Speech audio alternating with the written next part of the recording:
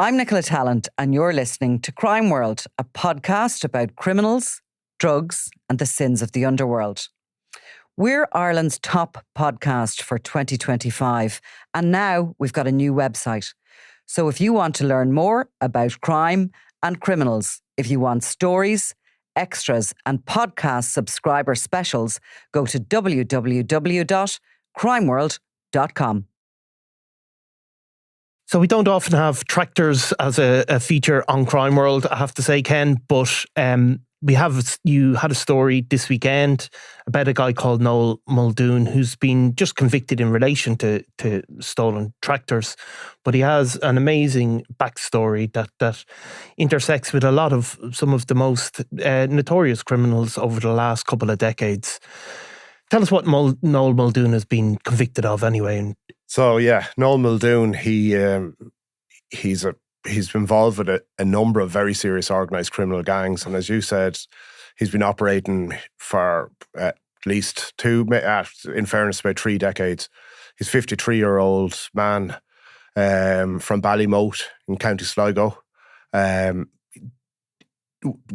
I suppose we're talking about him in this instance is he was convicted last Friday at Sligo Circuit Court. It was very complicated. It was a 6-day trial. It basically related to stolen plant machinery and tractors. And he was convicted on 3 out of 4 charges on that before a jury. He was actually remanded in custody. And I believe this is he's going to be his first time in prison.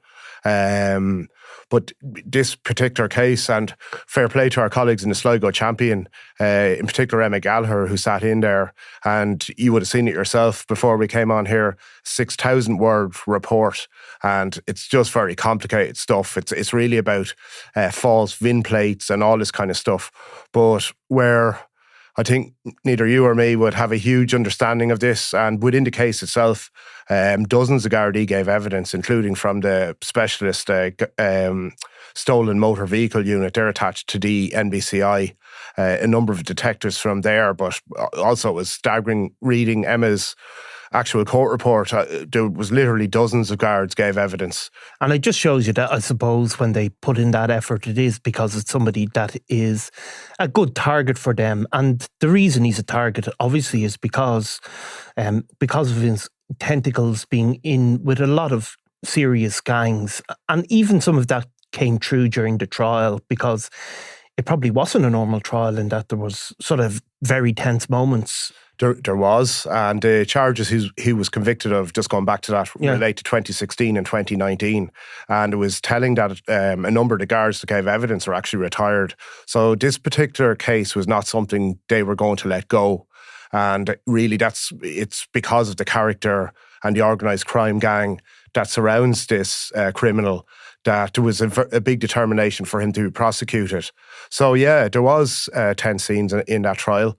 But also there was an incident, and it's something Gardaí are aware of. They haven't received a complaint about it, but there was a press photographer, and we won't say who the person works for, but the man was only trying to do his job. I don't know whether if you know Sligo Courthouse, it's basically on a public, it's just off the main street. It's across the road from the Garda station. It's a very public area. And the man was trying to take a photo of this tug, for want of a better word. Yeah. And he was subjected to vile abuse, including being called a paedophile and suggestions of he knew he would find out where the photographer lives and so on.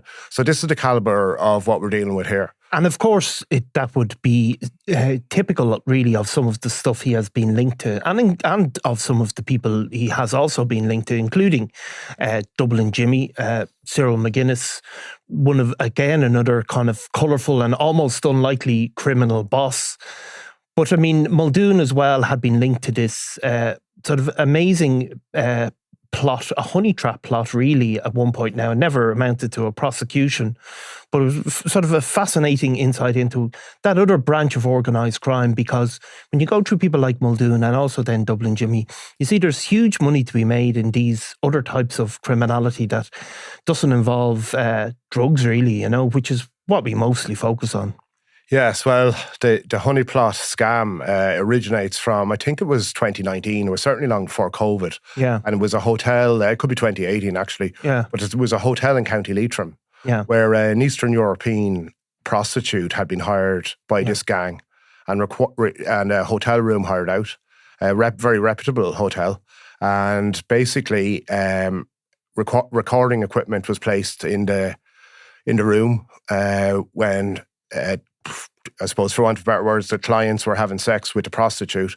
When the men left the hotel, they were greeted by a gang member who essentially attempted to blackmail them, stating that their deeds had been videoed, and I believe in some instances been able to show it. Yeah. Gardaí were never... before it seems the whole thing got rused by a member of staff at the hotel who got assaulted for his troubles. So Gardaí, through their own intelligence networks, became aware of what was happening. But obviously in a situation like this, none of those clients were prepared to make statements or anything. So while there was one single prosecution for an assault in relation to this whole matter, the honey trap never came to court. Scam. No, it never did because there was no essential witnesses. So Muldoon has been, actually, I look back when you wrote this story, and I had also written a story about it. I think it was a follow-up on one of your one many years ago, where he'd suffered a punishment shooting. And that was linked again to, this type of crime. I think it was cattle rustling, which again, actually, there was some arrests in Italy where some cattle were Irish cattle were sold off to this week. Well, just this very day, Niall, a man down in County Cork has been charged with cattle rustling down in West Cork. I don't know whether you saw the case. No, just this morning, a farmer down there, I think he had over 20 cattle stolen off from him in the middle of the night. And there was a manhunt for these cows, and eventually the guards found him yesterday morning, and there's an individual, a farmer from West Cork, has been this very afternoon remanded in custody down in Cork. So, I mean, these types of crimes are obviously not as glamorous as Kinnan's getting private jets around Africa and Dubai and stuff, but there can be huge amounts of money to be made, and there are very serious criminal players involved. Like Muldoon and some of his associates have been linked to this.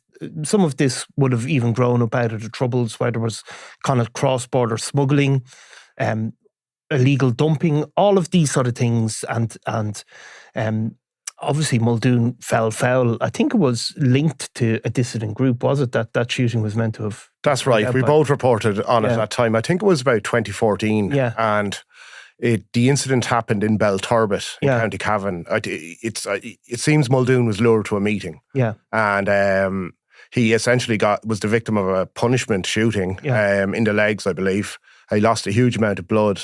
That location is just basically on the border, and there's a bridge very nearby where this happened, and graffiti went up as well. Informers will be shot.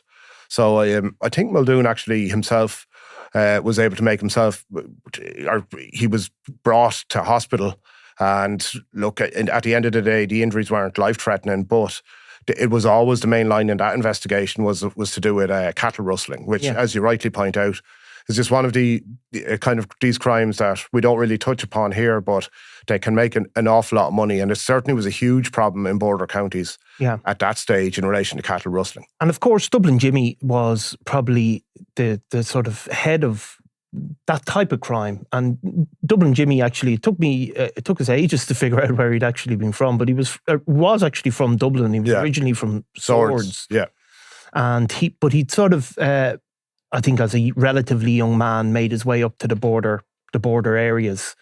And while he wasn't a member of the IRA or anything like that, I think he was involved in some movement of money and some of the scams that were going on, because there was huge money to be made bringing things across the border, smuggling fuel, all of that sort of stuff that Dublin Jimmy got involved in. But he kind of made it to, I suppose, he started making it to the front page of the Sunday World, probably Dublin Jimmy, because of the campaign of intimidation surrounding the ownership of the Sean Quinn's former businesses up in the border area. Yeah, and I suppose it's important to note here that while Muldoon and Cyril McGuinness, Dublin Jimmy as he was known, were very close associates. Dublin Jimmy did his own thing. Yeah. So some of these crimes that we're going to outline, Muldoon was not a suspect in whatsoever. So you're talking about the fallout from the Quinn group, essentially, and there was a campaign of harassment that led, I think the figure is over 60 arson attacks. Yeah. And that's against directors and the company. It became CIH. Yeah. And it was early enough on that gardaí suspected that the mastermind of these arson attacks, and sometimes the perpetrator of the arson attacks, was in fact Cyril McGuinness. Yeah, who was being paid by some shadowy figures. And obviously some of these were really, really serious. There was cars set alight. There was, roads blocked off. There was certainly very, very serious intimidation and assaults. Millions of euro worth of damage, like possibly tens of millions of euro worth of damage as well. And exactly. And I mean, it was, very, very sinister, and kind of given where it was, where you're, it's not fully rural Ireland, but a lot of these, the businesses and the people were living in places without CCTV and regular sort of Garda patrol. So they really got away with quite a lot initially. But I suppose it reached its peak with the abduction of Kevin Lunney. And Dublin Jimmy, of course, was meant to have masterminded that, though he wasn't, I think, never suspected of being directly involved in that abduction. No, not directly involved, but as you said, shadowy figures are understood to have enlisted Dublin Jimmy, who in turn enlisted some very serious gangland criminals from North Inner City Dublin, some who have links to the Hutch criminal organisation, others that are simply just reckless and convicted killers. But what happened, and it was so barbaric, it made international headlines back in September 2019, when Kevin Lunney, who was a director of this entity, CIH, as it was essentially abducted. He was put in a boot of a car, and he suffered the most, I suppose, grotesque torture. It involved his legs being broken, Stanley blade being used to carve stuff on his body. He's been left permanently scarred, bleach being poured all over him. He was left, he very lucky to survive. He was left crawling on a road, and a farmer, speaking of tractors, came by and picked him up, and it kicked off a massive investigation that really went on for years. But going back to Cyril McGuinness, Dublin Jimmy's involvement in it, he was very quickly identified. It was, again, a cross-border investigation, like a lot of these things are into Muldoon as well. And McGuinness fled Ireland, and he set up in Derby in the UK. And it was only 2 months later, it was that quick that I think the authorities here had enough information that they were wanting to question him about these matters. And the English police raided the gaff that he's where he was hiding out, and essentially died of a heart attack. Yeah. I mean, I remember it happening. I remember that morning, actually. Yeah. High drama. Yeah, because they were going in, obviously, I think that had come out, that they were going in to arrest him, and then all of a sudden he was dead. I mean, he didn't look healthy. I think he was 56 at the time he died, but obviously it was, not planned by the police, and nor was, I think there was an inquest, and no, their actions were never questioned, but it was, and it kind of, I suppose, Dublin Jimmy was meant to have masterminded this, and he was the key figure. And I suppose once he died, that investigation became far more complex to track down who was paying him, I suppose. Yes, the truth of it is, it was a weird. I remember that breaking that morning. We were probably in dialogue, I'd imagine, but. Besides the kind of madness of it, the fact that this guy had taken a heart attack, it didn't take long for the guards there was a real sense of frustration. Yeah. Now look, would he have cracked under questioning? I don't know, but a complex character. There had been even rumours that he'd been involved in his younger years with MI5 and stuff like that. So he certainly would have been someone maybe the guards could have thought would have been a good man possibly to make a deal in relation to matters. Because he was always out for himself. He had around 50 previous convictions, a lot of them not for the more serious nature of stuff we talk about. Probably the most serious was when he was extradited back to Belgium, it must be 15 years ago or so, to face, I think it was a 7-year sentence for, again, like his gang member Muldoon, that was all in relation to being involved in a theft of plant machinery and agricultural machinery and this again, kind of stuff. Like it was a 7-year sentence because it was a huge, although again it doesn't sound like a big money spinner, but I think they were talking about 3 million euros worth at that stage. Like it was big, it's big money obviously, and like unlike a lot of cars that are stolen, I think, where they're mostly, a lot of them don't ever get exported. But I mean, a tractor or farm machinery can be hugely expensive, and if you get it across the border, it can be really worth your while. Like, and this particular criminal organisation, they specialised in being able to get stuff from continental Europe, and the fact that gang members straddle border counties such as Fermanagh and Cavan, and places like that. The border is almost a cloak of convenience for them. They know how and have years of experience on how to move this kind of stuff, and it's big stuff. Yeah, like these are, you know what I mean. They're not small items. No, diggers and tractors and all that kind of stuff to get it from A to B. And of course, Dublin Jimmy had always used that border. Even he had another conviction, didn't he, for transporting waste to Scotland. So, like, again, it doesn't sound like something that a criminal gang boss will be involved in. But there is money to be made in all of these things, and he used that border to go, to evade police effectively, and it's obviously becomes hugely complex and I know the police forces have worked together better, but certainly at one stage that was a much more troubled relationship. And he was also Dublin Jimmy, not Muldoon, but Dublin Jimmy was linked to these ATM thefts where people would steal and break. Literally pulled them out of the wall. He's one of the first to do that. Yeah. But it's interesting you say that about the relationship between the gardaí and the PSNI. In Muldoon's trial in Sligo, there was evidence given not just by the PSNI member, but a number of English police officers as well, some from specialist division. So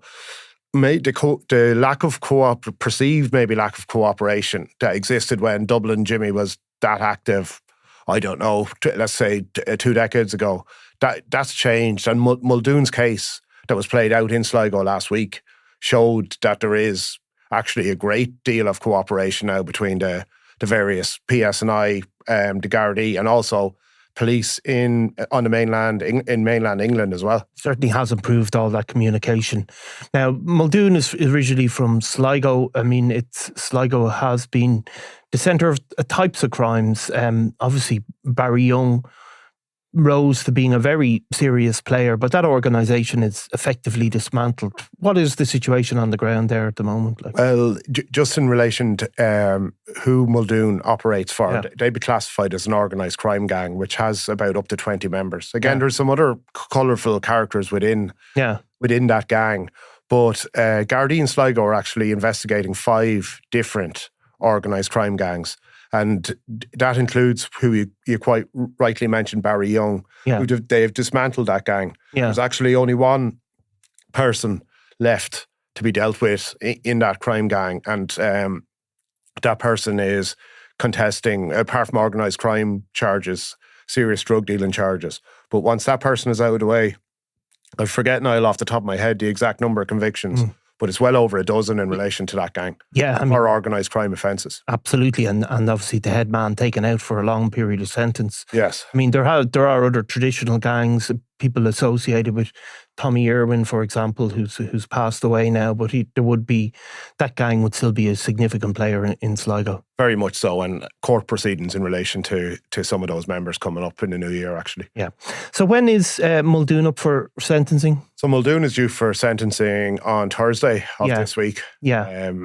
So before Judge Dara Hayes. So we may get an update at that point. I think we will, yeah.